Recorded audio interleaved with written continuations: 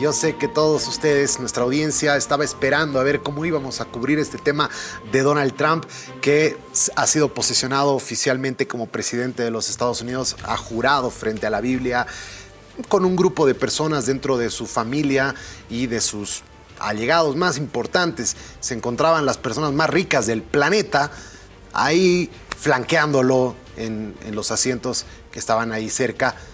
Entre ellos estaba el señor Mark Zuckerberg, el dueño de Meta, de Facebook, Instagram. Estaba el dueño de Amazon, Jeff Bezos. Y estaba, obviamente, Elon Musk. La fortuna de estos tres caballeritos equivale a más de 800 mil millones de dólares. El equivalente a unas 17 veces el Producto Interno Bruto de Bolivia. Vaya cosa, ¿verdad? Bueno, entonces, estas personas que han acompañado al presidente, esta sala que se tuvo que llevar adelante, la misma sala donde juró Donald Trump hace nada más que 4 años, un 6 de enero de 2021, un montón de insurreccionistas pro-Trump que no creían el resultado de las elecciones y estaban tratando de evitar la certificación de la victoria de Joe Biden. Unos 4 años antes estaban esos caballeros irrumpiendo en ese lugar, llevándose algunos elementos e incluso defecando en algunas oficinas. Sí, eso fue lo que sucedió el 6 de enero y todos esos caballeritos que estuvieron ahí, que tuvieron sentencias, algunas sentencias violentas por más de 20 años, sentencias ya por parte del sistema judicial norteamericano, que además es envidiable la justicia norteamericana, ¿verdad? Pero resulta que llega Trump y de un plumazo les borra la sentencia a todos esos caballeritos que en su momento llegaron a golpear policías, o como el caso de uno de ellos que llegó a colocarle un láser, o estos tasers que utilizan los policías, estos toritos como le llamamos acá, en el cuello a un policía y terminó perdiendo la vida ese policía. Esa gente ha sido perdonada, ¿no? Y es algo sorprendente, verdaderamente, dentro de las varias, numerosas órdenes ejecutivas que el presidente Trump ha llevado adelante, ¿no? Lo inusual no solamente fue el elevado número de las órdenes ejecutivas que lleva el presidente, sino el contexto. Trump firmó varios edictos presidenciales en un escritorio rojo del Capitol One Arena, un lugar donde se reunió la gente y era parecido como una sala de reuniones, pero bastante amplia, donde había un público gigantesco, y ahí él se puso a firmar estas órdenes ejecutivas y como toda una estrella empezó a lanzar sus Sharpies a toda la audiencia, sus bolígrafos, estos marcadores permanentes con los que él firma las órdenes ejecutivas. De hecho, ha sido el presidente que más órdenes ejecutivas en la historia reciente de Estados Unidos ha firmado en el día de la investidura, algo que no es muy usual. Así que el presidente estadounidense firma órdenes ejecutivas en el despacho oval de la Casa Blanca luego de haber hecho este tremendo espectáculo. Y todas estas órdenes ejecutivas vienen para reforzar los temas principalmente de migración, los temas relacionados a perdonar a más de 1,500 personas del pasado 6 de enero del 2021, lo que les comentaba. 1,500 personas han sido indultadas. Esas personas ya no tienen que cumplir un tiempo en la cárcel y han comenzado a salir de la misma. La propia mente maestra de los Proud Boys, el señor Enrique Tarrio, salió también de la cárcel airoso, porque ellos se consideraban unos prisioneros políticos, ¿no? Y eso es a lo que Trump manifestaba sobre ellos. Eran unos rehenes de la justicia norteamericana. Así es como él los llamaba. Han sido un montón de estas medidas que enseguida las vamos a ver. 78 reglamentos en total han sido establecidos que dejaban de lado un poco varias de las políticas de Joe Biden. Entre ellos, por ejemplo, está la salida de Estados Unidos del Acuerdo de París, ya dejando un poco a Estados Unidos junto con países como Irán, Yemen y el Líbano, que no forman parte tampoco del Acuerdo de París, que urge un poco a los países a tratar de evitar generar gases de efecto invernadero para evitar el ascenso de la temperatura y que se trate de evitar que suba por encima de los 2 grados centígrados por encima de los niveles preindustriales.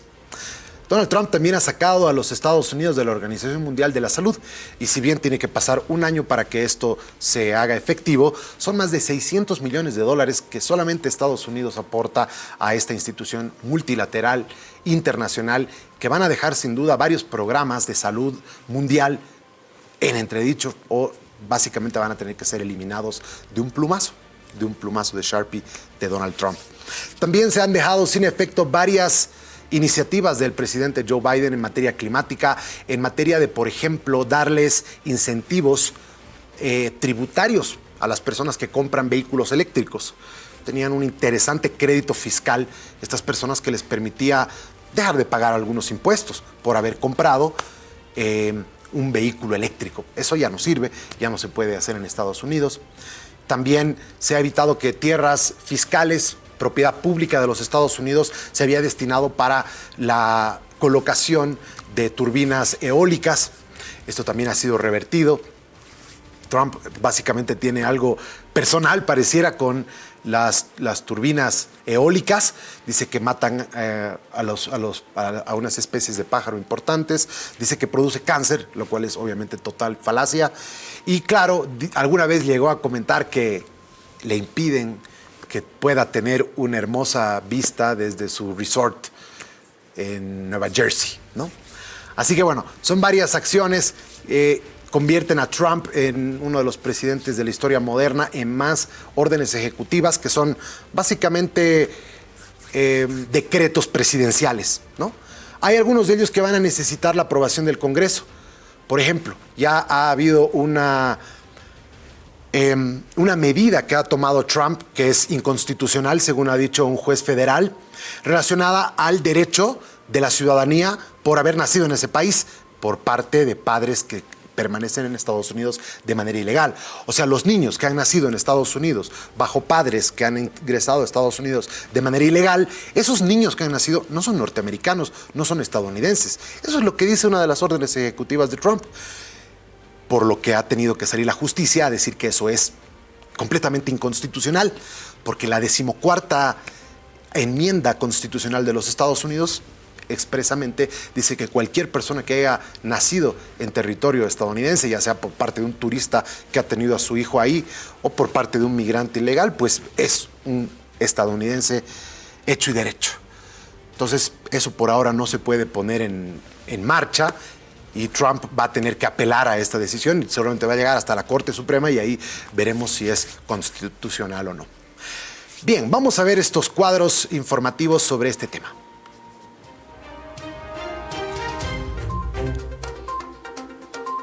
Vean ustedes las órdenes ejecutivas firmadas por los últimos presidentes de Estados Unidos. Joe Biden en su primer día en la oficina en 2021 firmó 9 decretos.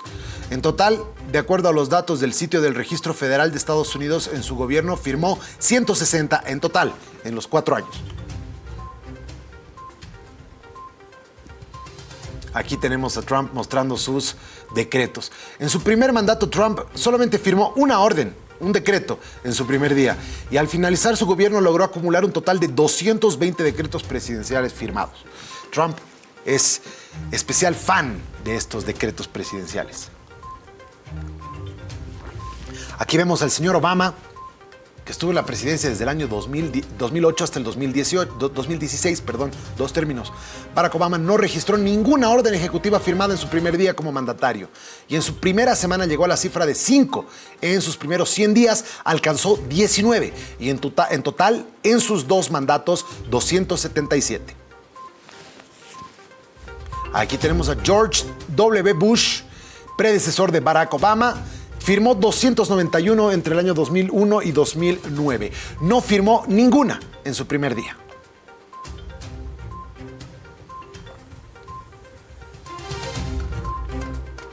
La primera orden ejecutiva la emitió George Washington, el padre de este país, en 1789, y desde entonces se han promulgado más de 13,000 en la historia de este país. Muy bien. Ahora, tenemos el análisis junto a nuestro analista Rafael Archondo. Él es periodista, pero tiene una visión muy interesante, un análisis muy destacado. ¿Cómo estás, Rafa? Bienvenido. ¿Qué tal? Un abrazo para ti, para tu audiencia, para RTV El Mundo, y feliz de poder conversar sobre este tema tan interesante. Así es, Rafa, quiero enfocar este análisis contigo primero para hablar acerca de cómo ingresa Trump con una experiencia ya holgada de su primer término. Él ya tiene un conocimiento de lo que es la cosa pública, no como cuando él ingresó estaba realmente un poco perdido, podríamos decir, pero hoy ya tiene se lo nota confiado, entonces por eso llega y de un plumazo destruye varios de los decretos que llevó su predecesor Joe Biden, a quien le tiene un especial cariño. Dicho esto, y viendo además el perdón, principalmente el indulto a más de 1.500 personas que participaron en un acto de sedición, o lo más cercano a un golpe de Estado que vive, el pilar de la democracia o el farol de la democracia en el mundo, y además el dejar de lado las instituciones multilaterales, da la sensación como si Estados Unidos estuviera dejando su posición del orden mundial que ese propio país ha impuesto después de la Segunda Guerra Mundial y pareciera estar ingresando en una nueva etapa que le deja espacio, terreno, a la otra potencia que está esperando, que es China. Correcto, porque yo creo que el análisis que haces es muy preciso. En realidad, todas las órdenes ejecutivas que Trump ha firmado han generado cierta confusión, pero creo que esa confusión no ha llegado a ti y no debería llegar tampoco a la audiencia, en el sentido de que algunos han estado diciendo que este es un retorno al imperialismo norteamericano, al expansionismo, una especie de, digamos, parada imperial de los Estados Unidos, sobre todo con relación al tema de Groenlandia, cuando Trump dijo que necesitaba Groenlandia para defender los intereses de seguridad de los Estados Unidos. En ese momento muchos señalaron, y luego cuando vino lo del canal de Panamá, reafirmaron aquella idea de que Estados Unidos estaba queriendo recuperar un rol imperial. Y creo que en realidad el análisis que hay que hacer es el que tú haces, que es en realidad un retorno de Estados Unidos a la política aislacionista que primó desde el principio, digamos así, de la independencia de las 13 colonias hasta más o menos finales del siglo XIX, cuando se produce la guerra entre Estados Unidos y España. Es a partir de esa guerra, en 1898, cuando Estados Unidos empieza a imaginarse como una potencia imperial y, por ejemplo, como resultado de esa guerra con España, adquiere la propiedad de las Filipinas y las convierte prácticamente en una colonia, anexa Puerto Rico y de alguna manera genera un tutelaje sobre la isla de Cuba. En ese momento Estados Unidos comienza, digamos así, una política que se conoce como el Big Stick y que tú también has señalado en algún elemento de las redes sociales, que era como un retorno a Teddy Roosevelt. Efectivamente, Teddy Roosevelt fue, digamos, el iniciador de este proyecto imperial, que curiosamente fue continuado también por el presidente Wilson, que fundó las Naciones Unidas de forma, digamos, intelectual, porque el reino estuvo presente en ese momento específico. La Liga de las Naciones fue de alguna manera el precedente inmediato. Entonces, reitero, creo que Donald Trump es un regreso al aislacionismo previo a 1848 y la mayoría de las órdenes ejecutivas va en ese sentido.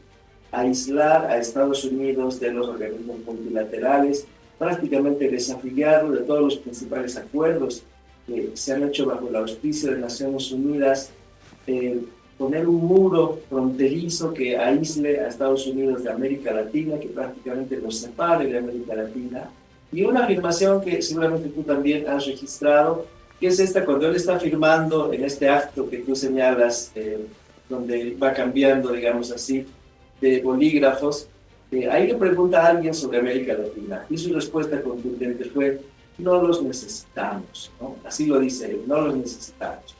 Y ese es esencialmente un poco el corazón de esta línea que conduce a dejar a Estados Unidos, digamos, a dejarlo enfrascado en sus asuntos internos, a no preocuparse por lo que sucede más allá de sus fronteras y a básicamente poner orden en casa y eventualmente, digamos así, restablecer los valores conservadores que habían de alguna manera retrocedido desde la presidencia de Bill Clinton.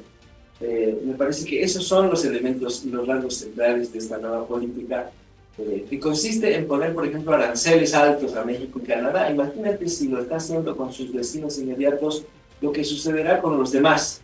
Es decir, vamos a tener 4 años de un presidente que no se ocupará de la política exterior y que básicamente lo que hará será saldar cuentas con sus enemigos dentro de sus fronteras.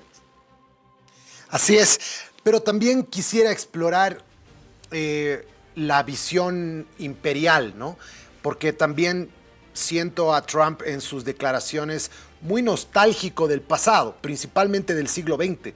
De hecho, él ampliamente le ha querido cambiar el nombre a Denali, que es este cerro o esta montaña enorme en Alaska, es el pico más alto de los Estados Unidos, y lo han nombrado ahora McKinley, y ha aprovechado a hablar bastante de William McKinley, el presidente que fue asesinado y que llevó justamente adelante la guerra con España que estabas manifestando. Esta política imperial que parece tener igual Trump de cierta forma como que admiración a McKinley y a esas políticas imperiales, ha empezado con una retórica dentro de su propio discurso de investidura presidencial, con el Canal de Panamá, por ejemplo, que lo va a tomar como sea.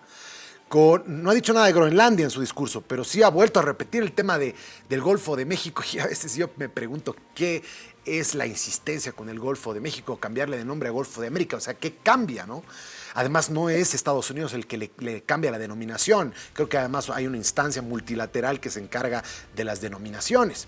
Entonces, sí veo que hay ciertas ganas imperiales de Donald Trump, pero parecieran estar dentro de un Estados Unidos que no es el mismo, no tiene esa capacidad coercitiva que tenía en el pasado. Finalmente, si Estados Unidos quiere poner los aranceles, que hasta ahora no empiezan o han sido muy suaves, porque lo está tratando de utilizar como de alguna política para tratar de sacar algo a provecho de Estados Unidos, ya no tiene la misma capacidad de convencimiento que tenía, y finalmente los países pues van a terminar arrimándose con otras, con la potencia del frente, ¿no? Con el dragón chino.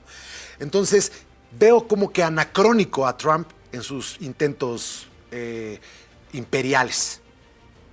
Sí, yo creo que todos estos elementos que tú has mencionado son, digamos, guiños simbólicos, ¿no? En relación al pasado y a la historia, y a la recuperación, digamos, de una trayectoria que efectivamente se desarrolló y superó en el siglo XX, ¿no? Entonces, me parece que es simbólico por el hecho que, por ejemplo, el Canal de Panamá pues está en plena soberanía de la República de Panamá desde el momento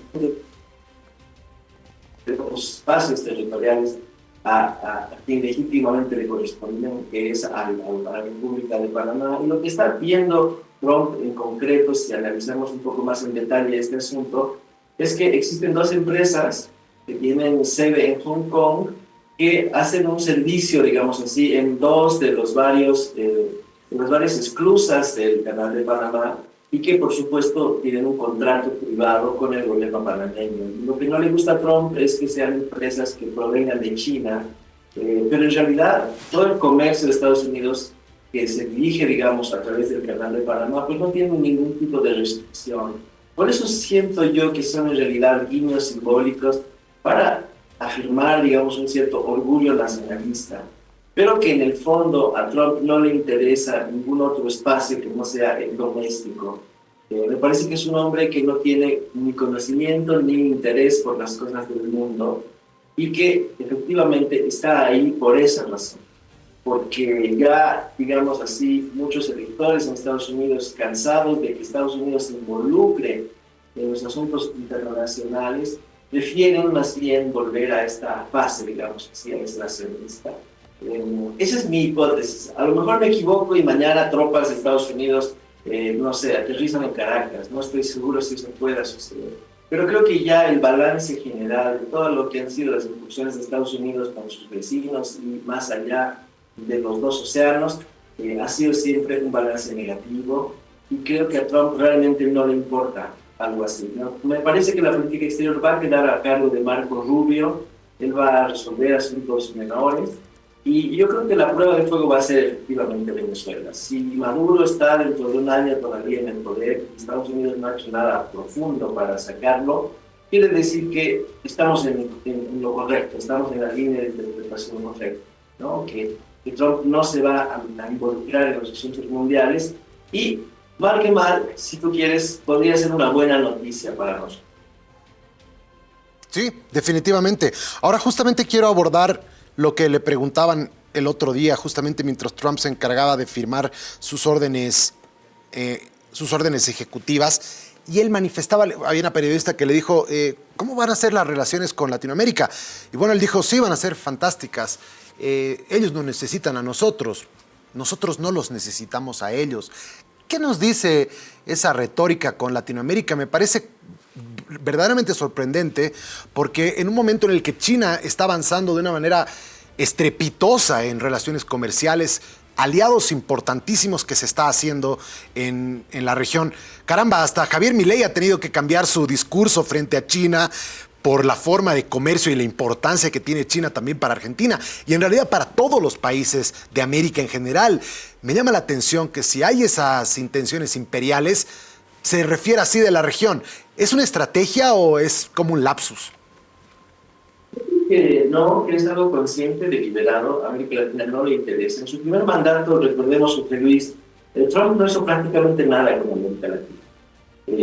La relación con México fue relativamente cordial. México le ayudó y le seguirá ayudando a atender a los migrantes. Intentó terminar el muro, fue permanentemente torpedeado por la justicia. Hoy no tiene, digamos, restricciones, seguramente el muro se concluirá. Y ya con eso estará, digamos, saldado el asunto con América Latina. Yo creo que Estados Unidos en general, pero Trump en particular, desconoce la realidad latinoamericana. Entonces quizás debamos poner nuestra mirada más en Marco Rubio, que al ser hijo de migrantes cubanos, al estar casado con una hija de migrantes colombianos, tiene, por supuesto, un amplio conocimiento de lo que sucede en América Latina. Y Marco Rubio va a hacer una gira próximamente por Centroamérica, va a visitar la República Dominicana, va a estar en Costa Rica, va a ir a Guatemala. Marco Rubio ha dicho claramente que su, digamos, punto principal de interés será Venezuela, será Cuba y será Nicaragua. Son los tres países en los cuales Estados Unidos intentará, digamos, endurecer la política. No volverá a haber un intento de apaciguamiento con Maduro, eso está clarísimo. Maduro ha engañado a la administración norteamericana anterior, que firmó junto con él el Pacto de Barbados, y finalmente terminó robándose la elección. Entonces, seguramente las sanciones contra Maduro van a ser duras, y lo que queda por esperar es si Chevron se quedará o se irá de Venezuela. Creo que ese es el elemento central. Por supuesto, Estados Unidos dejará de comprarle el poco petróleo que le compra a Venezuela, pero yo creo que lo más probable es que Chevron abandone Venezuela, y eso seguramente va a ser sí un golpe importante para Maduro. Pero yo creo que esos asuntos, Jorge Luis, van a quedar en manos de Rubio. No va a perder ni un minuto Trump, no le va a quitar el sueño lo que pasa en Venezuela, y por supuesto eso también es importante de cara a Javier Milei, de cara al próximo gobierno boliviano. Es decir, América Latina va a tener muchas dificultades a partir de ahora para hacerse notar en Washington. Definitivamente. Rafa, ha sido muy amable. Gracias por acompañarnos en el análisis. Pues yo soy el halagado por estar contigo, y un abrazo para todos tus oyentes y para todo el personal de Muchísimas gracias, Rafa. Bien. Ahí estaba, ¿no? ¿Qué les parece? Es muy interesante lo que está sucediendo con la visión de Donald Trump. Estos siguientes 4 años se pintan muy interesantes en Estados Unidos y claro, parece ser que Estados Unidos está en un momento de transición muy importante entre dejar un poco el orden mundial establecido después de la Segunda Guerra Mundial, en la que Estados Unidos se erige como la principal potencia y su moneda resulta ser la moneda de reserva internacional, la moneda del comercio mundial. Podría empezar a dejar esa condición de líder mundial.